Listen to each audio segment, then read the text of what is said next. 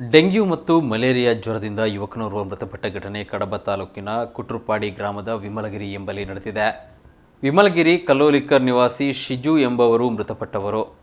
ರವಿವಾರದಂದು ಜ್ವರ ಕಂಡುಬಂದ ಹಿನ್ನೆಲೆಯಲ್ಲಿ ಕಡಬದ ಕ್ಲಿನಿಕ್ಗೆ ಅವರು ಚಿಕಿತ್ಸೆಗಾಗಿ ಆಗಮಿಸಿದ್ದರು. ಅಲ್ಲಿ ಪರೀಕ್ಷೆ ನಡೆಸಿದಾಗ ಡೆಂಗ್ಯೂ ಜ್ವರ ಪತ್ತೆಯಾಗಿದೆ. ನಂತರ ಮನೆಗೆ ಬಂದ ಶಿಜು ಅವರಿಗೆ ಜ್ವರ ಉಲ್ಬಣಗೊಂಡು ಮತ್ತೆ ಮಾರನೇ ದಿನ ಆಸ್ಪತ್ರೆಗೆ ದಾಖಲಿಸಲಾಗಿತ್ತು. ಹೆಚ್ಚಿನ ಚಿಕಿತ್ಸೆಗಾಗಿ ಮಂಗಳೂರಿಗೆ ಕಳುಹಿಸಿಕೊಡಲಾಗಿದ್ದು, ಆದರೆ ಮಂಗಳೂರಿನ ಆಸ್ಪತ್ರೆಗೆ ತಲುಪಿದ ವೇಳೆಗೆ ಶಿಜು ಅವರು ಮೃತಪಟ್ಟಿದ್ದರು.